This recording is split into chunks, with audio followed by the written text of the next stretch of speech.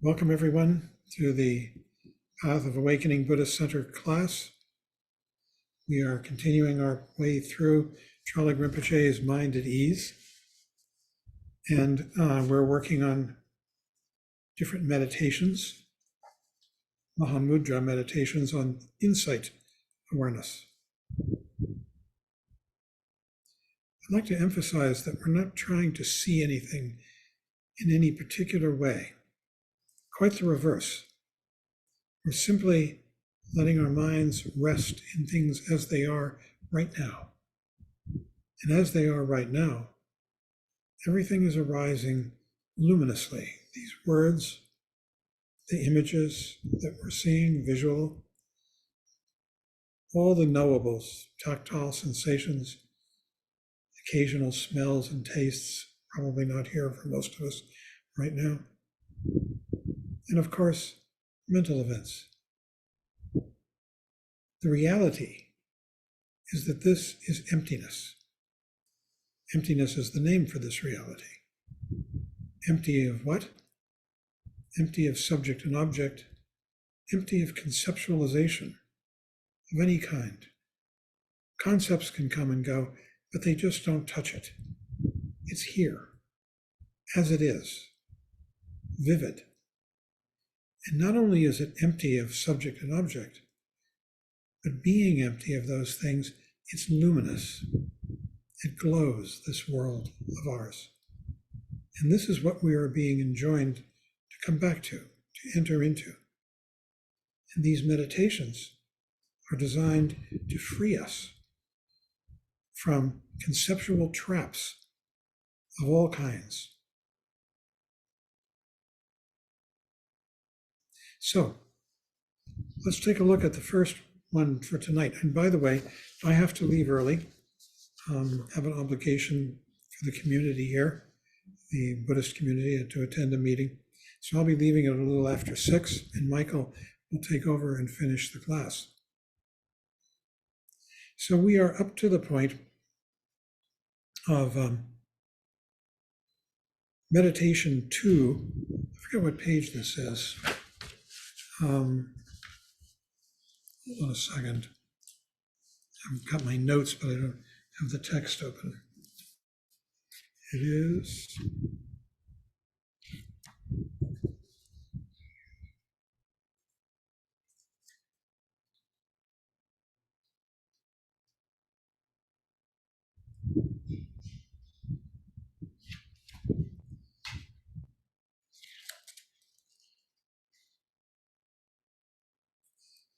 Michael, do you know what page we're on? Yes, I do. It's on page 183, using opposing emotional states. That's where Michael ended last time, I think. Is that right, Michael? It is.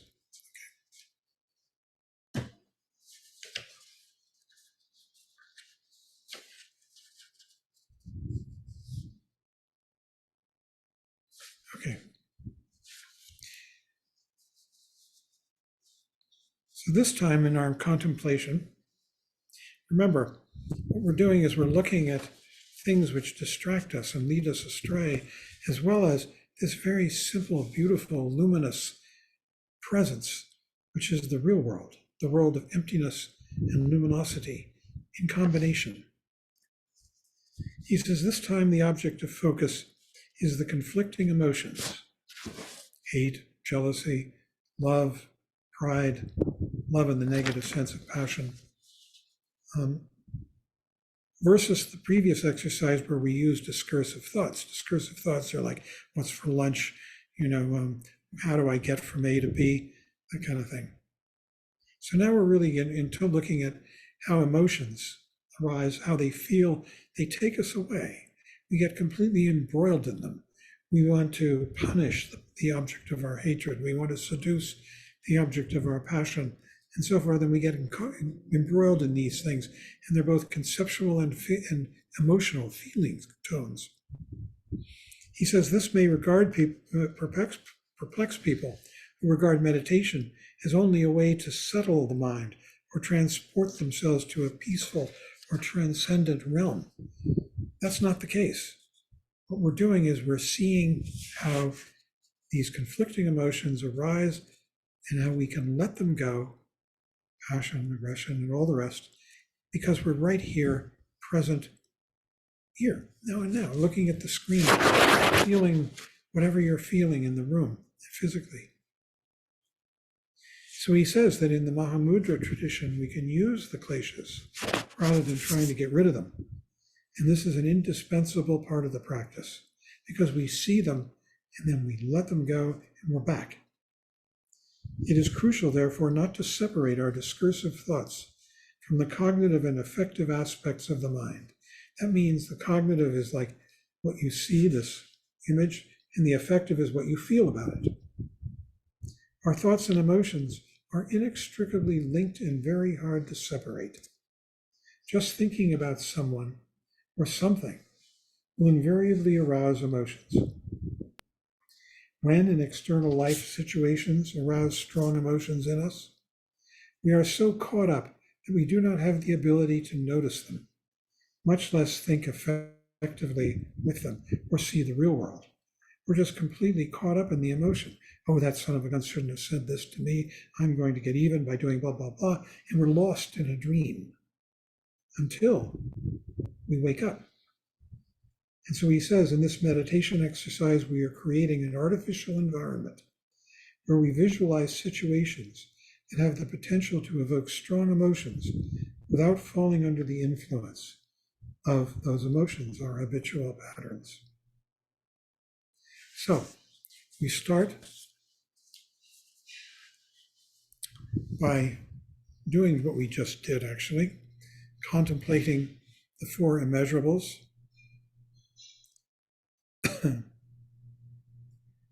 May all beings enjoy happiness and the root of happiness. That's compassion or Maitri.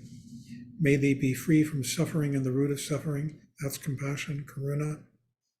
May they not be separated from the great happiness, void of suffering. That's joy, Mudita. May they dwell in the great equanimity. That equanimity, just clear, simple now, which is upeksha in Sanskrit. And we've done that. We've contemplated the four reminders about death, how precious this human life is and how transient, how we're bound by karma, karma meaning our habits of thought that are lodged in us and keep rising. And we can come back by diligent work. And then he says, and rest in shamatha as before. And we have done that. We have rested in shamatha in the first part of this meeting. So the contemplation is think of someone you love. The mere thought of whom evokes joy. Hold his or her image in your mind. Try to arouse the joy and love you feel as much as possible. After a time, think about the quintessential opposite. Someone you despise and scorn intensely. Try to intensify this feeling as much as the love and joy. So we'll just take a moment. Love, joy.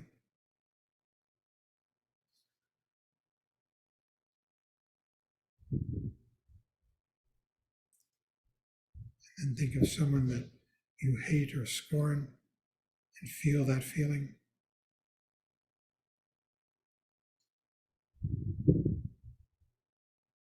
Then go back and look at the basic mind, the state of being that has produced these two opposing mental states, which is just this. The mind stirred up by these two opposing mental responses, emotional responses. Then ask yourself, what is the difference between the mind that is loving and the mind that hates? Sorry. Is there any difference at all between these two mental states from the point of view of mind itself? From this point of view of reality, they're just dreams that come and go, both of them. Conclude by looking at the mind that was tranquil at the beginning of the session and the emotions that were experienced subsequently. So here we are, this mind of clarity, tranquility. Emotions came up, love, joy for someone you love and admire, perhaps, hate for someone you despise. And here we are, in this mind. This mind never departs. Conclude by looking at the mind that was tranquil at the beginning of the session and the emotions that were experienced subsequently. Although we have two radically different mental states here, one brimming with love and tenderness, and the other with a noxious feeling of hate, in reality, it is the same mind, this, right here, now.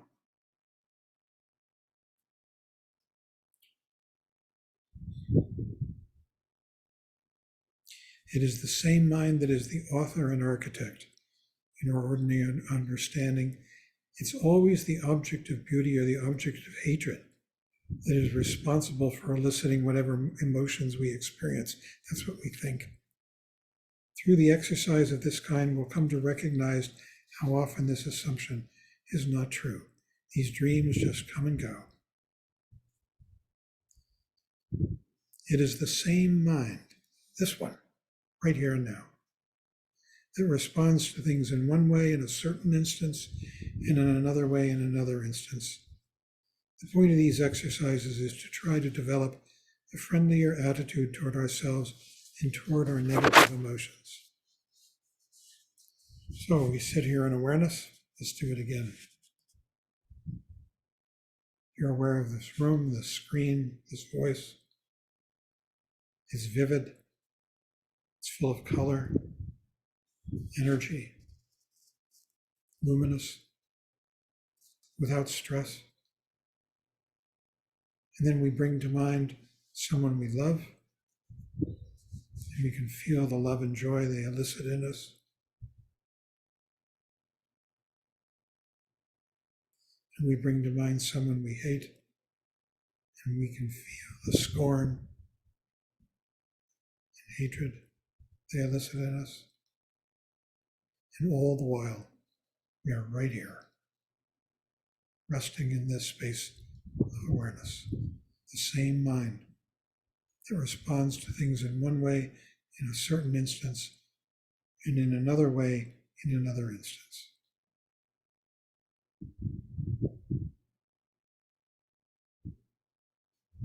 Any discussion? I'll throw it open to discussion.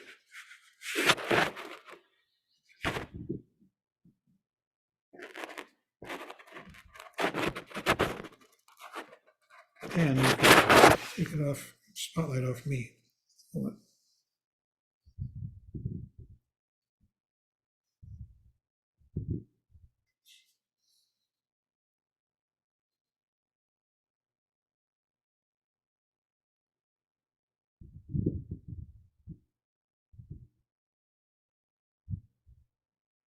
Jane.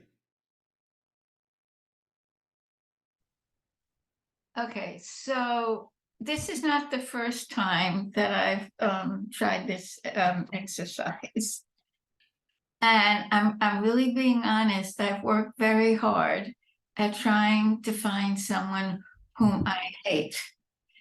And only one person comes to mind. It was a colleague from the past who really was horrible to me and undermined me and made up lies and stories about me and stalked me. And it was horrible for several years. In fact, I left my workplace because the relationship, we didn't have a relationship, the environment was so toxic. Now it's several years later, and maybe because of the meditation, and maybe because it's several years later and I've changed, I totally forgive her. I have no negative emotions at all toward her. I wish her well, and hope, I kind of say I'm glad I don't live in her head, and I hope that sometimes at some point she could, develop some kindness to other people. She's kind to her dog, but that's about it. So I really said, okay, so who else that I know or know of do I have those strong negative feelings about? And I'm being I think you've still got that person. to mind, what? I think you've still got that person. That's enough of the way you describe her. The only person thing she could be kind to maybe is her dog. I mean, really. Really? Well, I sometimes think, what if I ran into her? I mean, she used to live in Chappaqua, where I used to live. And I would say hi, just say hi. She probably wouldn't answer me, but I'd say hi. I don't wish anything. But the point is that it got me back into thinking about how these feelings affect meditation in the place where we are, positive and negative. And of course, there's certainly times when I feel angry, or I feel, hurt, but it's not necessarily directed to a person. It could be a circumstance. I think the point is for us to see that these stories that are embodied in these thoughts and emotions are just that, stories. Right. And Okay. that when we get caught in the stories, we get caught in them for a while, and then we're back. And where are we back to? This. Mm-hmm. The way this is described and the way we are going to understand it increasingly, not all fully now, but increasingly, is that this is emptiness and luminosity, and that this is the real world. And the rest of it is a fiction, much like you watch on television, and we get caught up in them, and then they're gone. And by practicing, by seeing them, and not trying to get rid of them, just seeing them, they will dissolve by themselves. That is what they do. Mm-hmm. All these dreams. Mm-hmm. Mm-hmm. Michael, would you like to say anything? Would you agree with this? I would agree completely. I think also it's a matter of, in this meditation, of looking at the awareness that experiences a person that we love and the awareness that experiences a person that we hate. And is there any difference? And where is the difference? Mm. Because it's all awareness. Exactly. We are drowning in awareness. Except that sounds negative, but we are completely submersed in it. It's everywhere. We just fall into a dream from once in a while. And then the dream evaporates, as all dreams do. All of them. Mm-hmm. And especially it evaporates if we've begun to train ourselves through practice of meditation to notice that we're dreaming and say, okay, I'm going to come back. Then that helps a lot.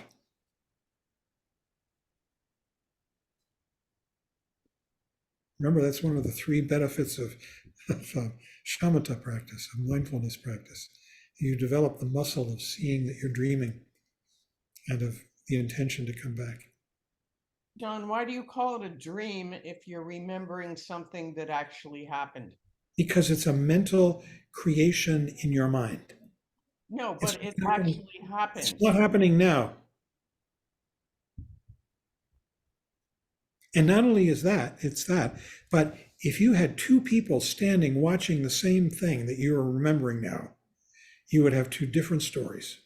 Yours is very idiosyncratic. It's a dream based on your own karma, your own habits, your own trainings, your past experience, and it's idiosyncratic, and then it's gone. This is our lives, constantly waking up from these television dreams. Mm.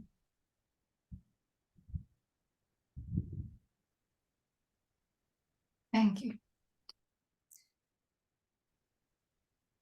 I saw a terrific TV show a couple of nights ago. I just want to tell you all, Mrs. Harris Goes to Paris. Being worth settling in for a little while. Michael, I'm sorry, did you have anything to say? It's just the difference, or is there a difference between dreams and the things that we take to be real? And that's something to really look at. I mean, obviously in one sense, but and I'll give as kind of an example. For a long time, I was really tried to experiment with lucid dreaming, and I can't say that I had any great luck with it. But one thing I did realize at some point was, because I kept having things in dreams where these kind of absurd situations would happen, like that I was in a car and I was driving, and then all of a sudden I was in the back seat and nobody was driving, which is exactly how I felt in my job at the time. So I knew where the dream was coming from. But the point is, why didn't I wake up in the dream and say, this is a dream? How could this be that 1 minute I'm driving and then there's nobody there, I'm in the back seat? And I realized the reason I don't is because in the dream, there's this moment of panic, and it just seems so real that the question of, is this really happening? Am I aware of what's going, doesn't even come up. And I kind of realized that is how we are a lot of times in daily life too. I don't know if that helps at all, but again, what's the difference between dream life and waking life?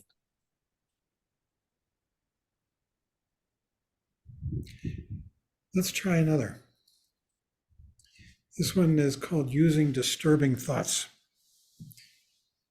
So having established our wish for Maitri, kindness for all sentient beings, compassion for those who are suffering, joy and happiness for everybody, and equanimity. It's interesting that equanimity is the fourth. It sort of provides the atmosphere in which one can actually begin to do these practices. So then, bring your mind into this awareness here in the present moment. It's still at its core, and it's full of color and luminosity, empty and luminous.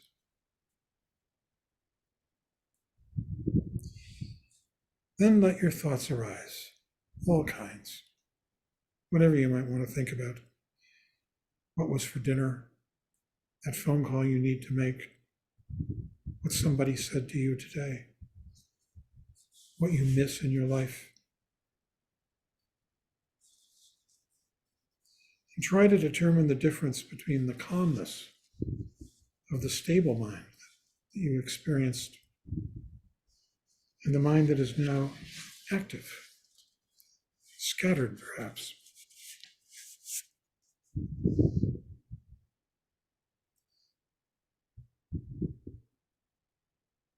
Is there any real difference, fundamental difference between the agitated state of mind brought on by discursive thoughts versus the tranquil state of mind you experienced before you began this exercise?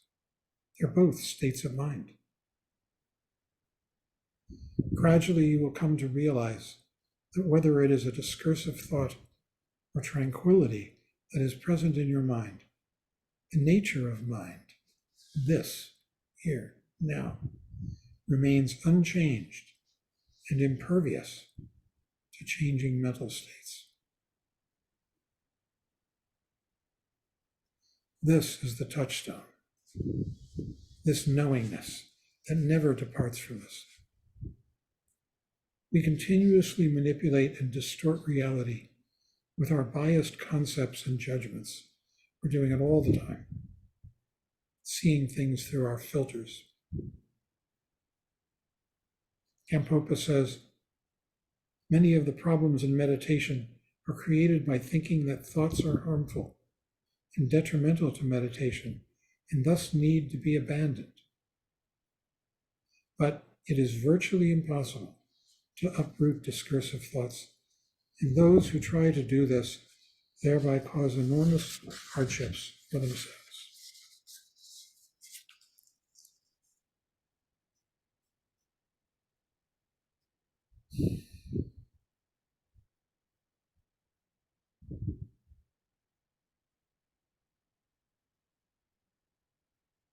Comments, questions?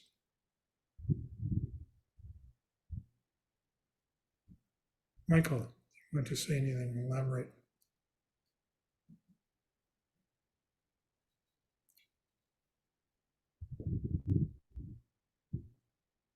I think again, it's important to remember that in doing any of these contemplations that we're grounded in shamatha and that we're looking at our experience in the moment with our mind in the present moment.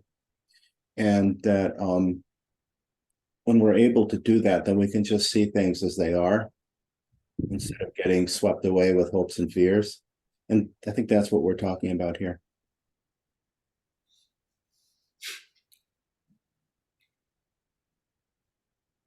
And Kurt, and then Trip. Can the hopes and fears be seen in the present moment as what they are as well? yeah, Because I'm experienced, it's like Jane. I have difficult time finding somebody that I hate, fortunately.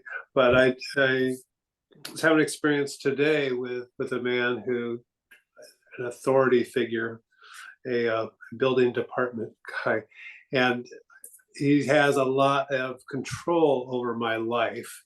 At least that's the way I see it in reality.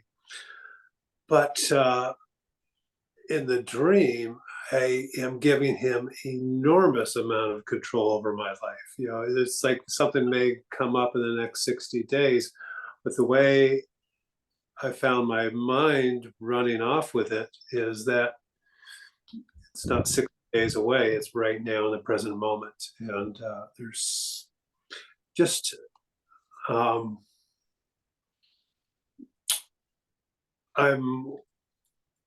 guess I'm asking is, the original question there is, can I bring all of that dream / nightmare and thoughts into this present moment, as uncomfortable as they are, and realize this is just thinking in a way that happens to be uncomfortable, opposed to thinking about something that is comfortable. Exactly. Exactly. And the more we do it, the more we're shifting our loyalty as we wake up from these dreams and realize they were just fictions. They can haunt us when we don't realize that. Yeah. We keep coming back to them, trying to solve them, feeling they're real. Yeah, and I realize how much effort it takes to try to solve this problem that may or may not even exist. And you can't try to get rid of them. Then you reinforce or reify them, Yeah. make them into more substantial things. You just see them. And when you see them and you realize, oh, man, I've been caught up in this fiction, this dream, this repetitive thing. Maybe you won't realize that at first all the way. You always get a little bit of it, and then it grows. Loyal to this, which doesn't have any dream in it. That's a good point. You're kind of freezing a little bit, but that is huge. Just that idea of you can't get rid of it, you can't work out of it, because that's what I found myself doing today. Is like, how am I going to get rid of this? Because I know that it's just thinking I'm making this up, and the more I try to get rid of it or ignore it or try to get away from it, the bigger and more dense it becomes. Yeah, if we make it into an enemy, we give it reality in one degree or another. Boy, It's so tricky. Confusion. It's so subtle that way. I mean, when you try and get rid of your thoughts, you're giving them real status of an enemy. They don't deserve it.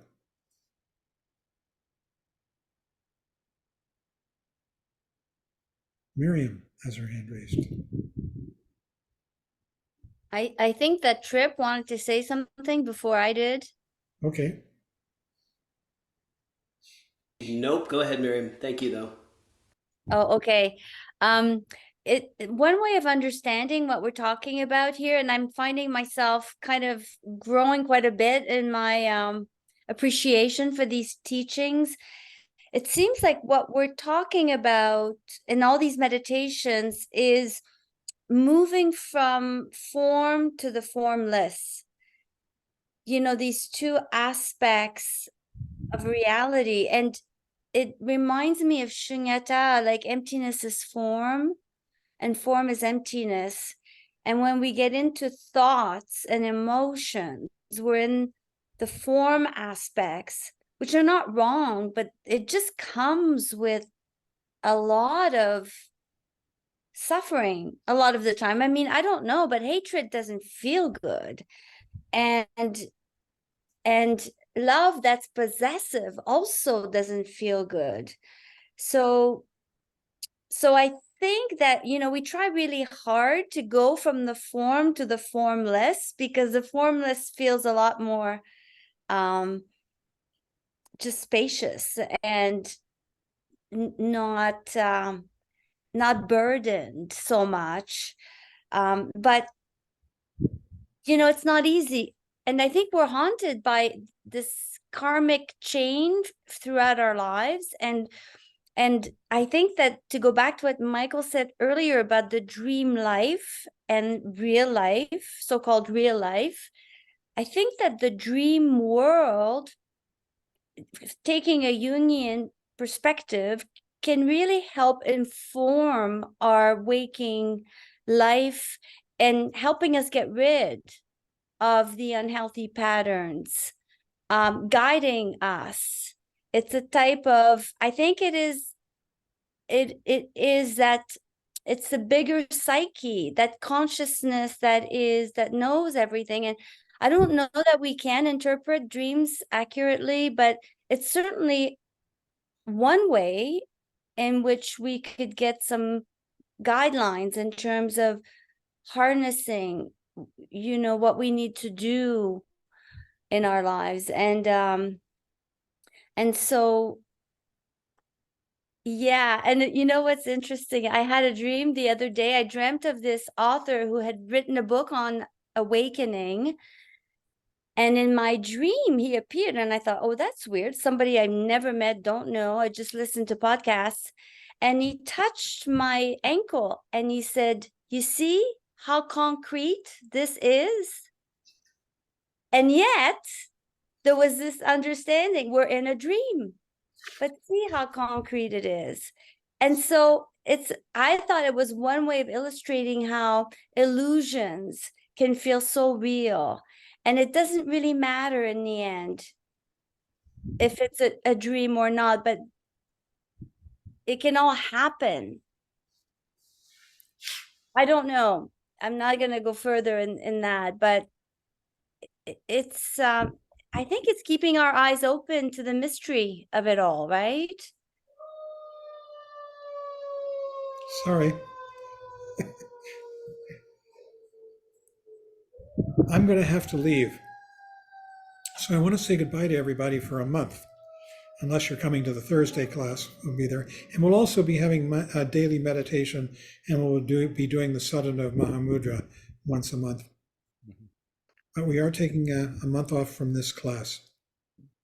So, Tomorrow, John? Tomorrow yeah, tomorrow what? for discussion. You said you're We'll saying. have discussion tomorrow, and we'll have Thursday class, and then the end of those two for a month until August, we start up again. Okay. So thanks, everybody. Michael's going to take over for the rest of the class. I apologize. We have a meeting of the Boulder Shambhala Center, which is trying to rouse itself and become something more substantial. And I would like to be there. Okay, so. Thank you, John. John, did you Thank you, make John. somebody else the host? Thank you. Good John, luck. Did you change host? So you don't end the meeting? Sorry, what? Did you change the host so you don't end the Yes, meeting? I hope so. Let me just make sure. Yeah, I'm not Michael, sure. I'll make you host, okay? Okay. Yeah, I know I didn't. Right. That's good. And Dan, you're going to end the recording and then send it to me, and I'll put it up. Yes, after. Okay. Bye. Bye. Okay, so well, let's continue. Actually, what I want to do is go back and make just a couple of points about the practice altogether. What I would like to do is, if people are interested in continuing with the practice during the month that we're gone, make it as easy for people to engage in this practice as possible. So I'm just going to say a few things and then talk a little bit about how to do the practice that I hope will be helpful, and we'll go from there. But again, I think the important thing to remember is that this insight meditation, Vipassana meditation, we're dealing with conceptual distortions. The idea being that the shamatha has cleared away some of the difficulty we have with conflicting emotions, passion, aggression, and ignorance. And that we're looking in shamatha practice in Mahamudra at the nature of mind, which refers to the fact that mind is empty of any essence. And that because mind is empty of essence, then anything that appears in mind, anything that mind experiences, is empty as well. We're encouraged to recognize the nature of mind within the nature of thoughts and feelings themselves. And that's what all of these meditations are doing. And with that, as he said earlier in this chapter, the main thrust of insight meditation is how elusive, insubstantial, ephemeral, and intangible our thoughts are. And again, he says this is a truth we intuitively resist recognizing, meaning that we instinctively draw away from that. And for that reason, in my personal experience, I found the Mahamudra teachings elusive. That seem to understand something, but then need to go over it and over it and over it. Hence the need for repeated practice. And that's why often it's said to short sessions done frequently, many sessions, many short sessions. I actually found a quote from Tulku Ujin, who is the father of Mingyur Rinpoche, Chukyinima Rinpoche, and Sutni Rinpoche, about exactly this point, titled Repeated Many Times. He says, the only way to acquire all the great qualities of enlightenment is to repeat many times the short moment of recognizing mind essence. There is no other method. One reason for short moments is that, as there is no stability right now, the recognition of awareness doesn't last for more than a brief moment, whether we like it or not. By practicing many times, we get used to it. So that's the purpose of Mahamudra Shamatha, and more importantly, Mahamudra Vipassana, is over and over again recognizing the nature of mind. And by first settling deeply into Shamatha so that the mind is still, and so that we're able to actually look at our present experience, direct experience, then ask the questions or work with the images that are suggested for us and see what we recognize. The point isn't to generate a lot of thoughts, but to ask the question or the questions and then look. What does this evoke? What do we see?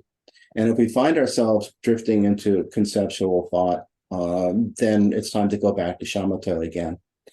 Personally, I found that one thing that's helpful is to actually photocopy pages out of this text and then highlight. I don't know if I can show you very well, but actually highlight, I don't know if it'll come through, highlight the key instructions, and then work with the contemplations, the meditations in that way. And again, probably most of the time, probably the best thing is to just do shamatha vipassana the way that we always do, but maybe from time to time work with some of these questions. And then to remember again, this is just a point about how important the Mahamudra Shamatha or Shamatha practice is, that what we're trying to do is let go completely into uncontrived, natural, relaxed mind. That there isn't any particular state of mind that we're trying to create, nor anything that we're trying to stop. And that cuts across all the Mahamudra teachings. When we get to the end of the chapter, when he talks about some of the obstacles to practice, they're all different ways in which we get caught in conceptualizing some idea about what our experience should be or what our experience shouldn't be. And then we're no longer relating to what our experience actually is, which is the point, to actually be in our experience and look. So we look again and again and again. And we use the shamatha practice, we use relax the mind, and then we use the Vipassana practice to look further, as Trungpa Rinpoche used to say.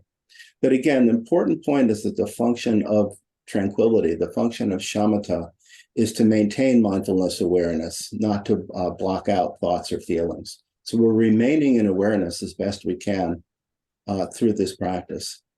And again, even in the beginning of this chapter, he said the key to success is to maintain awareness of meditative experiences during one's practice rather than doing some kind of interpretive scheme on top of them. So that's what we're doing over and over again in these practices. First, we settle into shamatha. We work with the four immeasurables and the four reminders, settle the mind with shamatha meditation, starting perhaps with shamatha with an object, as we read about in the last chapter. Most commonly, that's going to be the breath. Then we move to shamatha without an object, as was described in the tranquility meditation chapter, where the object, if they can say that it is an object, is awareness itself. And we just do our best to stay in present awareness. And then we ask the questions and look. So we can do that for just a moment. Let's take a good posture, settle. Again, we don't need to contemplate the four immeasurables or four reminders in great detail because we've already done that a couple of times. But just remember with the four reminders that the main thrust is that we should take this present moment, this opportunity to practice seriously, and that the point of the four immeasurables is developing love and compassion toward all sentient beings without bias, which just allows for a greater openness to the world. And then you just follow the breath. It's the natural breathing, nothing special.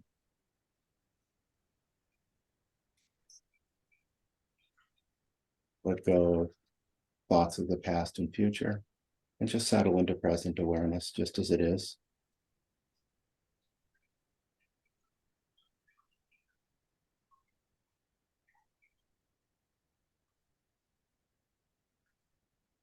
Rest in awareness itself. And let the mind settle, slow down. Relax the mind in simplicity. Release from struggle and effort.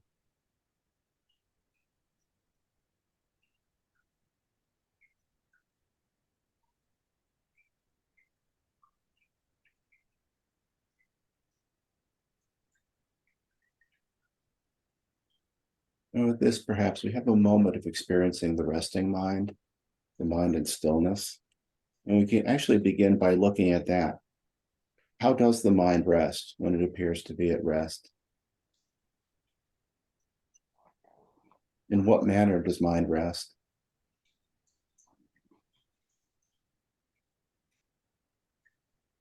What is it exactly that's resting? Where is it resting?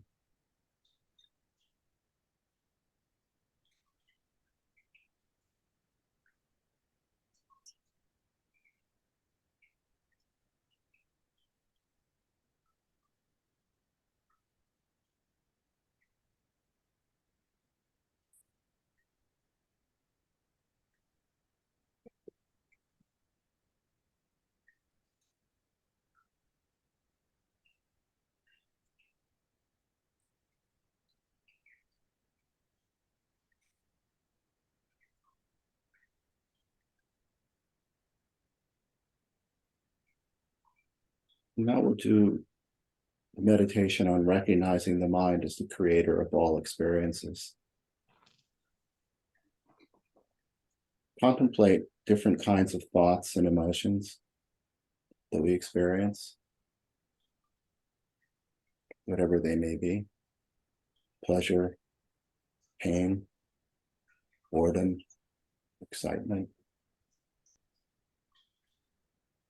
People who give us joy, enemies, cause us distress. Where do these thoughts come from?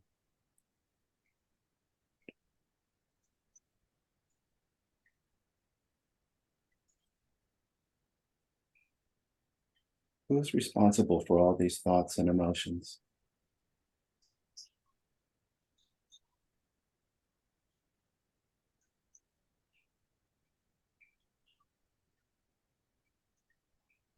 Do they come from inside me? Do they come from outside me?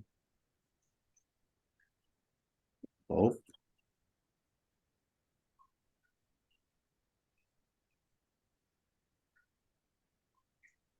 Just look.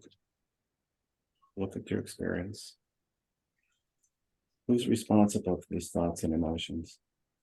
Was there a God who produced them?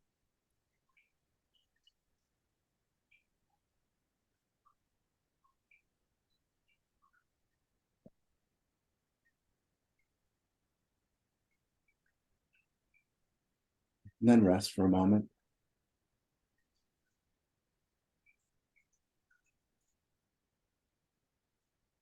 The point of this contemplation is to see that all these things, all thoughts and feelings, are created by mind, and to look into what it is, how that is. But he quotes Saraha, one of the Mahasiddhas: mind is the creator of all things. With mind are reflected both the delusions of samsara and the enlightenment of nirvana. So basically, he's divided the book on Vipassana here into 6 practices. The first one is recognizing the nature of mind, which we did briefly, just looking at resting mind, but there's also a contemplation in there about looking at how thoughts are elusive and ephemeral. The second practice, so that's the first practice, recognizing the nature of mind. The second one is introducing the nature of mind in a state of movement, which there are actually 5 different meditations in there, using mental images, which we did last week, using opposing mental states and disturbing thoughts, which we've done tonight. I did not do the 5 poisons meditation, but they're similar in that all of them involve looking at the mind and movement, looking at the nature of thoughts and feelings as we experience them. And with each one, ultimately, the point is to look at the mind that experiences these things, the awareness that experiences things, and to see as best we can what we can find in terms of the nature of our experience. As he says, as he begins in introducing the nature of mind and movement, our ordinary untrained mind perceives that everything that is internal and external to itself, but remains unaware of itself. These meditation practices allow us to develop the capacity to realize the self-illuminating, translucent, clear nature of our mind through the development of self-cognizing awareness. In other words, awareness that recognizes itself. With diligent practice of these analyses, you'll soon come to recognize that everything you experience is simply the play of the mind. That whatever we experience is the play of the mind. It doesn't mean that external things don't exist. That's a mistaken view. But it does mean that everything we experience through mind, our mind. And that any difference we see in terms of our experience between the mind in movement and the mind in stillness is purely a fabrication of our imaginative mind. As we become more acquainted with this, we'll be able to perceive that thoughts themselves are expressions of our true nature, which then will allow us to feel less at the mercy of mental activities, because we won't get as swept up or caught away in them. So pause for a moment and see if there are questions or comments before we move on. Meg? Yeah, just wondering from a practical point of view, with Jane's situation, or say with Kurt's situation, where he has a building inspector that's driving him crazy, and Mhm. it's going to be a reality at some Yeah. point. Yes. And so there is it's not just in the mind, you know, No. and that's where I get confused. No, but we experience it through our mind. No, there is that it is confusing, and that's one of the ways in which, in my personal experience with this practice, it does seem to loosen things up, but it also does make me more aware of uh, fixed ways that I some have look at things. It kind of highlights or seems to highlight fixations in certain ways.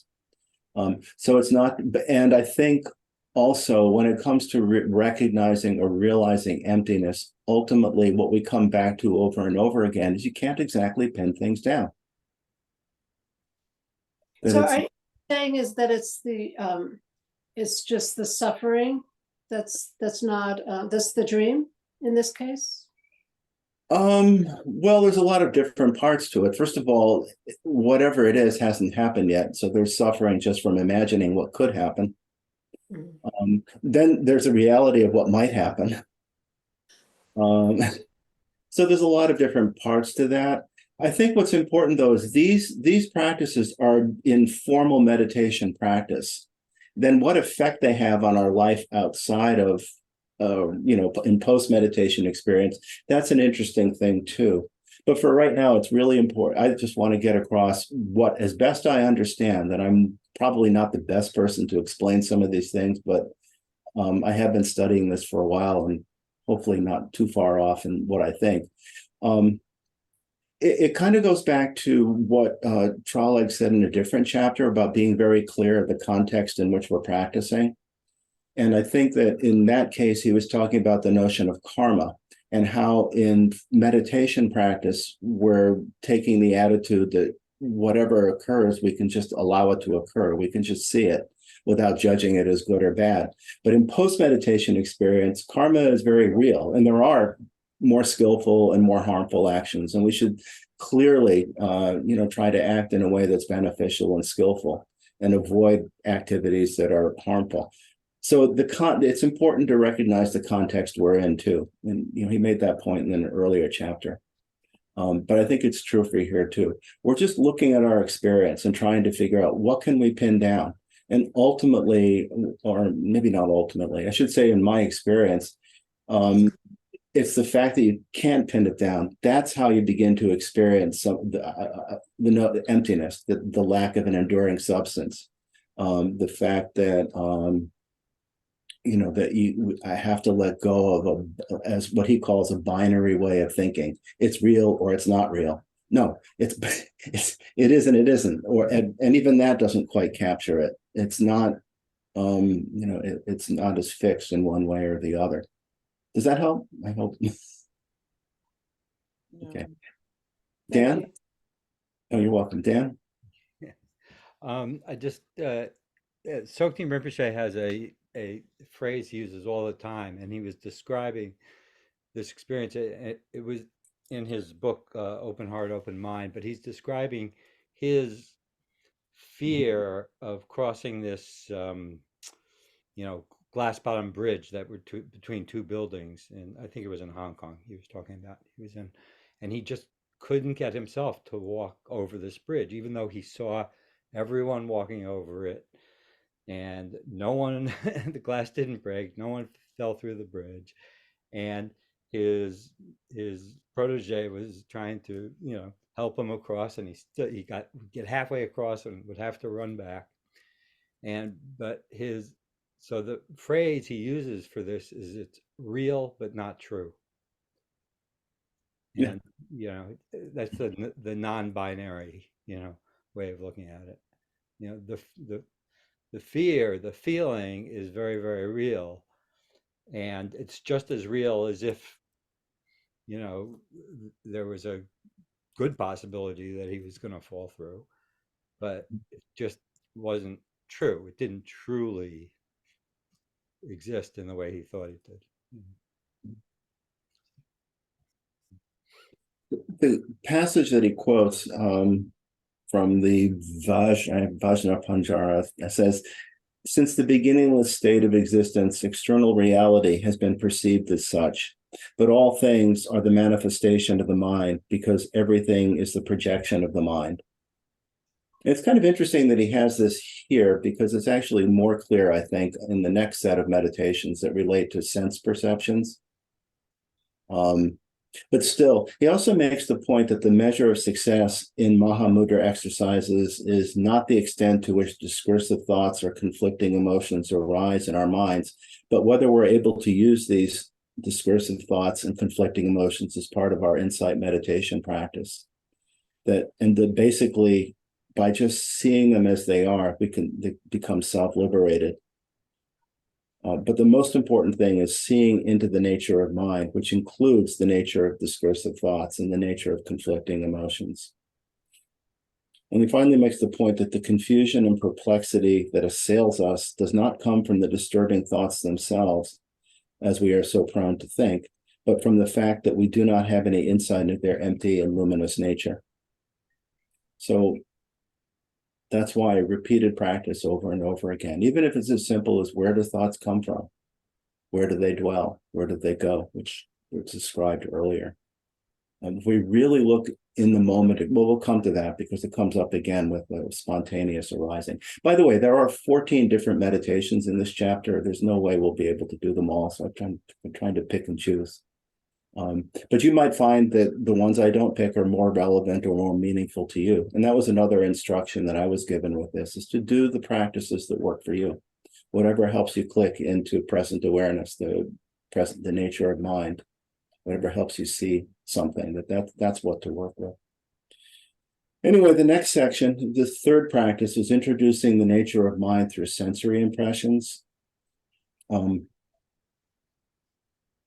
And again, this kind of follows from what we were talking about before, that we come to understand that there is no material world out there that exists independently of the human mind. It's the human mind that perceives the world as we do and that gives it the shape and form that we collectively agree to.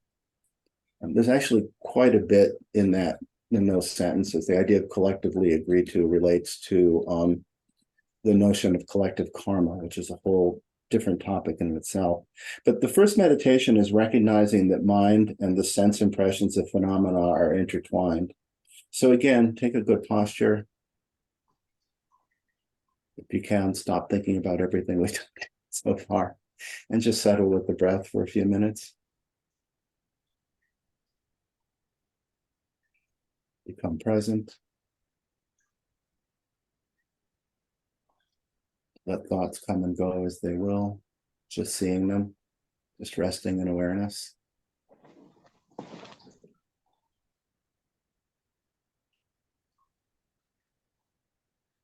Just feel the rhythm of the breath.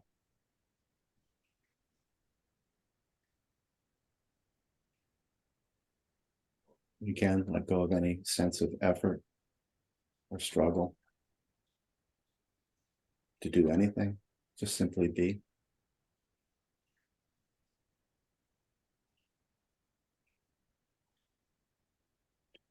So with this contemplation or meditation, we actually pick a visual object, and I would pick something that's just right in front of you, that's simple to look at, nothing complicated. Just pick any simple object. You don't have to strain to see.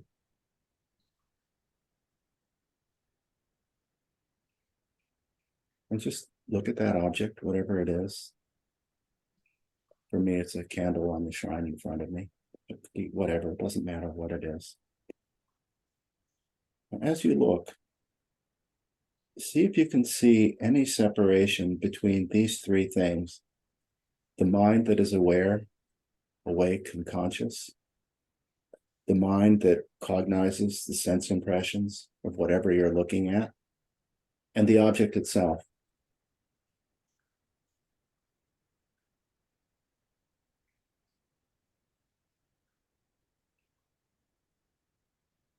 Again, see if you can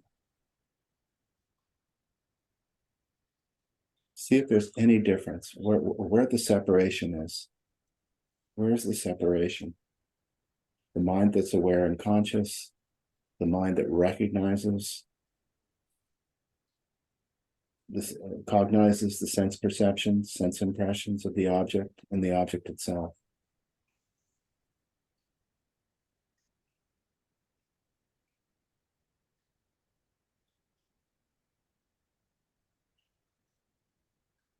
Don't analyze, just look.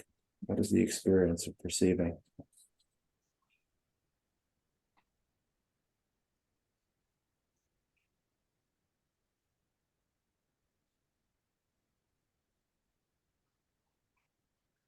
I'll ask a couple of questions that he doesn't, but they're kind of connect with this in Mahamudra practice. Does the mind go out to the object? Does the object come into the mind?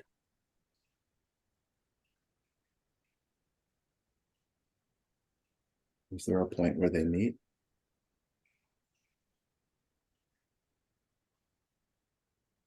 Again, are they separate or the same?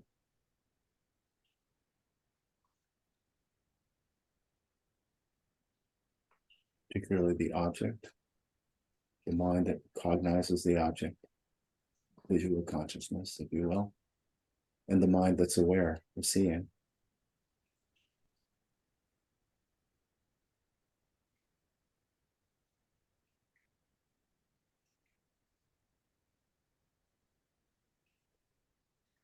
Okay.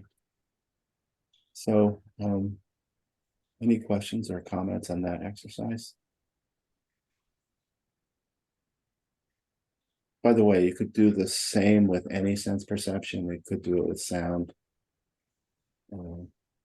bodily sensations, smell and taste.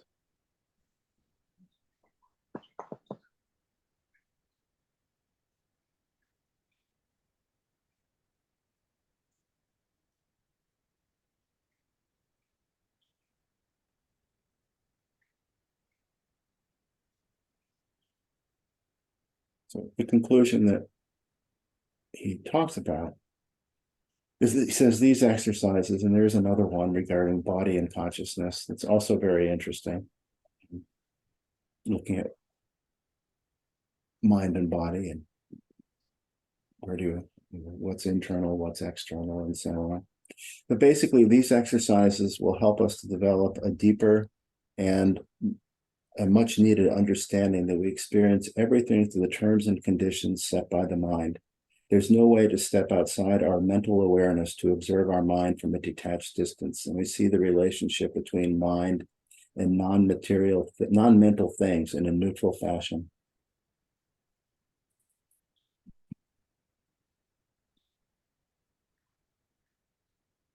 So again, we're back at looking at the nature of awareness with the mind in stillness, the mind in movement, thoughts and feelings, the mind that perceives. And again, looking at our immediate experience, our direct experience, not any kind of concept we might have about how perception works, for instance, which is what is our actual experience of perceiving? What's our experience of thinking, feeling, and so on. The next set of meditations revolve around the idea of realizing that the nature of mind is emptiness, which begins with actually some discussion of realizing that the mind can't be found, which is why some of these questions become so challenging. But basically, the mind, he reminds us that the mind has three aspects. It's empty nature, it's it's empty essence, its luminous nature, and its characteristics or its expressions in thoughts, feelings, and unceasing mental activity. He says that first of all, we have to appreciate the fact that the mind is not a mental substance. There's nothing that we can point to as a solid, definite thing. He says, even though the mind sees shapes, colors, and so forth, it itself is devoid of any such characteristics. In other words, we can't say that mind has a color or a shape, and yet it assumes every shape and every color. Therefore, mind itself is not a thing in itself because it has no tangible shape, form, or color. And it's through contemplation of that that we come to recognize that the empty nature of mind. And he has, along with that, an exercise that he titles Recognizing that the Failure to Understand the Nature of Mind is the Root of All Delusions. And here again, we just briefly take a good posture. Done quite a bit of this, but again, just rest for a moment in shamatha. And again, with the mind of the present, looking at our direct experience, not our imagined experience, hoped for or feared experience, but the actual experience in this state of tranquility, shamatha. Look at conceptual mind. Am I my thoughts? And we can even look further. Am I my aspirations? Am I my memory? Am I my dreams? And we say yes or no to any of those. Am I the conscious mental events and states that I'm aware of? Or am I the subconscious mental events and states that go on beyond my awareness?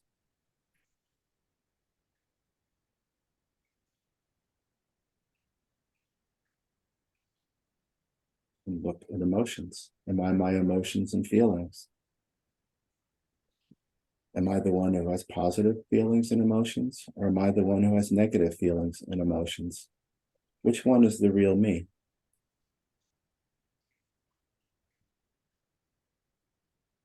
Go back and forth between the person who has positive feelings and the person who experiences negative feelings. And ask yourself, which one is me? Am I the same person in both aspects?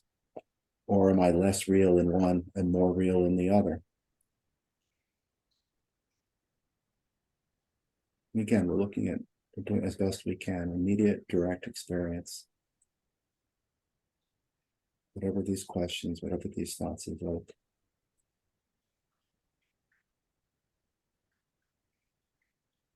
Is it the same me who's having positive and negative thoughts, feelings, and emotions? Or is one aspect of myself more real than the other? And he goes on to also contemplate our physical attributes, our physical aspects. Am I my body or only a part of my body? Am I the same as my brain, my heart, or my whole body? If I lose some part of my body, am I still myself?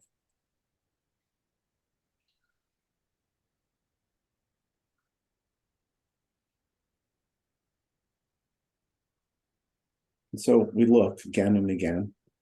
And he says this one is helpful to perform this exercise in a systematic fashion in order to repudiate the root cause of our delusions, which is the fixation on the concept of an unchanging self or ego. And begin to realize that that in fact our experience of who we think we are is changing all the time. And again, it's just a manifestation of mind, the play of the mind. The so-called self at the center of this fixation is not easily found. And that realizing this, the unfindability is exactly the point of the exercise. He points out that we take our real self seriously, and from there we become protective, defensive, aggressive, and create all kinds of problems with this belief in a self. And he says the point of all of this is through these exercises, we come to discover that neither the mind nor the concept of the self can be regarded as an entity with any kind of enduring essence or existence, any kind of enduring existence. And when we realize that the essence of the mind is empty and devoid of any enduring quality or clear characteristic, then we've penetrated the nature of mind itself. So it's, again, repeated practice, looking again and again.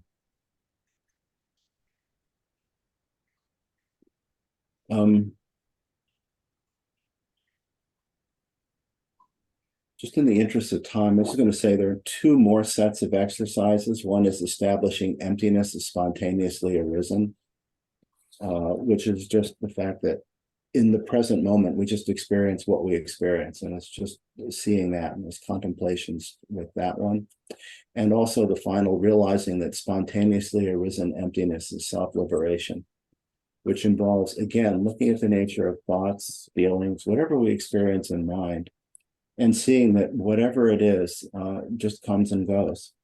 That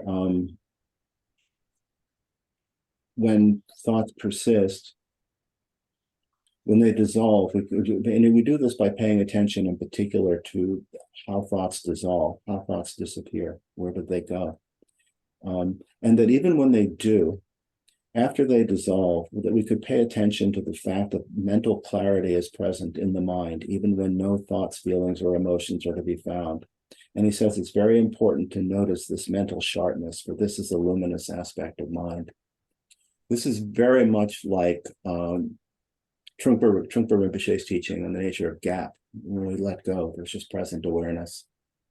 And that, in fact, that we can just let go in that way. And his point, the other point that he makes is that after the distorted thoughts, misguided feelings, and turbulent motions dissolve, that we can recognize the mental sharpness, mental clarity, alertness that arises from the nature of the mind itself. That what we experience, that the mind itself is not a state of blankness or dullness, but that in fact there's clarity, sharpness, a knowing quality to mind. So we've actually said quite a bit tonight. This chapter is packed. It really is.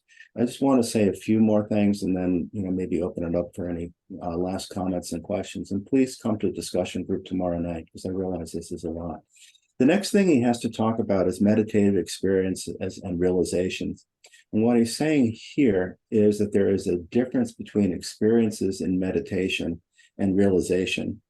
So it's, and when we have these certain experiences, he calls them bliss, clarity, and mental spaciousness. These are exactly the same as what Trungpa Rinpoche called the fundamental nyams in the Path of Individual Liberation, which you can look at on pages 324 to 326 in the Hinayana book. It's in chapter 42, Mindfulness of Mind. He makes it very clear that these, are in one sense, they're valid experiences, but that they become problematic if we try to hold on to them or try to recreate them. So in that sense, they also can be obstacles. But the point is that as we become more and more aware of, more and more attuned to, more and more identified with the nature of mind, the true nature of mind, then this is what we experience: bliss, clarity, and mental spaciousness. Trungpa Rinpoche called it non-thought. And sometimes again, different words for the same thing. Sometimes clarity is called luminosity, and sometimes bliss is called just a sense of well-being. But they're all pointing to the same kinds of experiences that we might have. And the important thing is that on the one hand, that these do correspond to, as he says, to levels of attainment. But they're not they don't, because we have them doesn't mean we've actually had that kind of attainment. This is leading into the next chapter on the 4 yogas of Mahamudra. But the meditative experiences are unstable and impermanent by nature, while meditative realizations are stable. They're not unstable. The meditation experiences without realization are incapable of revealing the true wisdom of insight meditation, because these experiences fail to show the essential unity of the experiencer and the experiences themselves. This is similar to how Trungpa Rinpoche referred to the experience and experiencer in the Cutting Through Spiritual Materialism that we read. So ultimately, we have to see again that it's all one thing, all one mind, all one experience. That when we realize that there is no distinction between the meditator and the act of meditation, and that ultimately everything is the fabrication of the mind, meditative realization has occurred. But that this doesn't happen with experiences alone, because there's still conceptual confusion that we need to overcome. The cause of misperceptions regarding meditative experiences, he says, is once we have an initial experience that we have some great fervor for, but then we lose that we forget to focus on the essence of meditation and its purpose, and instead place more and more emphasis on the experiences itself. In other words, what Trungpa Rinpoche talked about, either grasping at experience or trying to create experience rather than just allowing experience to flow. And then at the end of the chapter, he talks about the 5 obstacles to Mahamudra practice and 3 sidetracks. So basically, the obstacles basically involve different ways in which we take a dualistic approach to meditation practice. Think that, we're here and there's something we need to achieve out there, or that there's something we'll achieve, but it's in the future, rather than just our experience is always in the now. A wrong view of ordinary and enlightened and wisdom consciousness, he says. All of these are different ways in which we get caught up in dualities, rather than simply relaxing into our experience as it is. And the sidetracks all involve basic misperceptions of the nature of emptiness. In particular, misunderstanding emptiness to mean that nothing matters. Which again, he says that basically that's not true, that it's important to realize that emptiness does not imply a complete absence of significance to anything that we think or do. And that in fact, we make a mistake if we take the view that nothing we do matters, that's a mistaken view of emptiness. So I think I'll stop there because we can, again, the book. I would suggest, since we're taking a break from classes for the next month, that if people are so inclined to actually reread the text, and if you don't have time to reread the entire text, certainly reread the 3 sections here on Path Mahamudra, the chapter on Buddha nature, the chapter on tranquility meditation, and this chapter on insight meditation. But I think even if you're able to go back and look at some of the early chapters, it becomes much clearer. I myself read this chapter 4 times now, I think, and every time I've gotten something more out of it. It's quite profound, and I urge people to do that, even if you're not tempted to try these various contemplations during the month, which is another possibility you could consider. But I think I'll stop there, and we have a few minutes left for questions, and please do come tomorrow night. Mark? These might be silly kind of questions, but is the body a fabrication of the mind? It's a question of how we experience the mind. Again, the notion of fabrication doesn't mean that there isn't real, but that we only experience the body through our mind. That's what it means. So in that sense, yes, and actually we have, that's why people have very distorted ideas of body in some cases. People who are starving themselves to death who think they're still fat. Right. That's a fabrication, but and a really extreme one at that. But we develop imbalances of all kinds because we have a conceptual view of our body rather than an immediate experiential view of our body. One other thing, is the mind intrinsically connected to the body? That's a good question to contemplate. Are they the same or different? The more we talk about this, the more I feel like we're really a lot more mind than we are body. I was going to bring something up, but NPR had something which I found fascinating. They were describing how we can be, like, from a physical perspective, we're meat. And I don't know if anybody else heard this on NPR, but it was like this great, he's just like, we're meat that makes stuff. And like, if you don't look at us and measure us as a product of our mind, it's really a strange world. Yes, although that is also a fabrication of mind. That is a construction of mind, to see it that way. Right. True. Anyway. But yeah, that's just it. I think somewhere in there he talks about our imaginative capability to come up with all kinds of points of view. The point of these meditations is to come back to the essential nature of mind. That there's all the display, all the thoughts, feelings, perceptions that we have. In all of that, what is the nature of mind? Right. Thank you.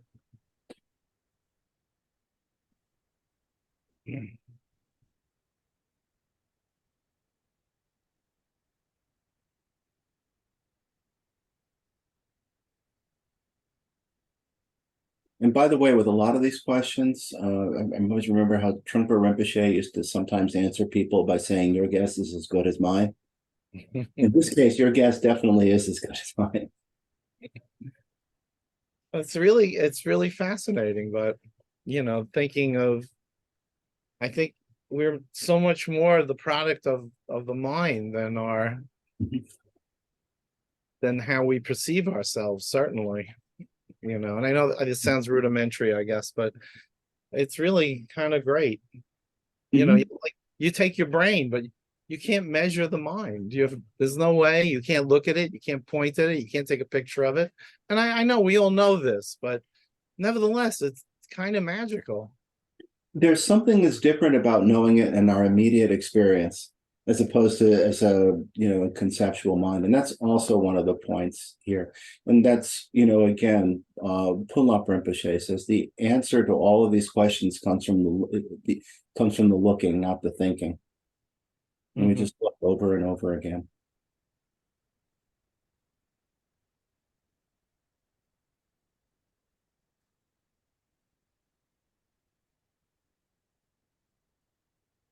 The conceptual mind is can be a real obstacle to this kind of meditation because it automatically creates dualities.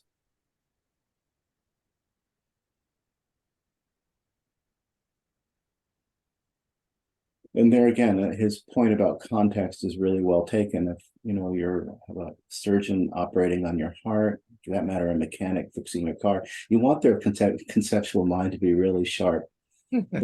This is the context of meditation, which is different. We're trying to open ourselves to what our awareness, what our mind really is.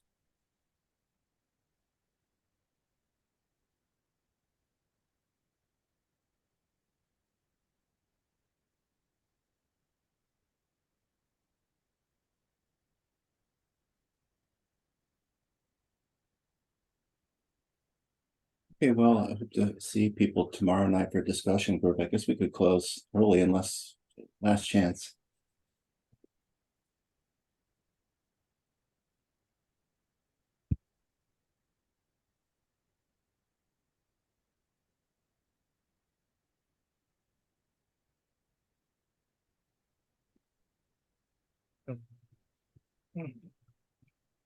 Okay.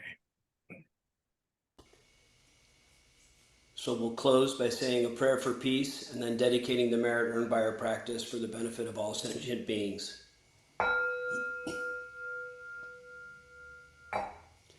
By the blessings of enlightened and compassionate ones, by the power of my positive actions of 3 times and my prayers of pure aspiration, may wars, conflicts, epidemics, and all other maladies dissolve in this world, and may the earth and all who live on this earth enjoy the abundance of well-being. May all learn to live lovingly with each other. By this merit, may all obtain omniscience. May it defeat the enemy wrongdoing. From the stormy waves of birth, old age, sickness, and death, from the ocean of samsara, may I free all beings. By the confidence of the golden sun of the great East, may the lotus garden of the Rigdon's wisdom bloom. May the dark ignorance of sentient beings be dispelled. May all beings enjoy profound, brilliant glory.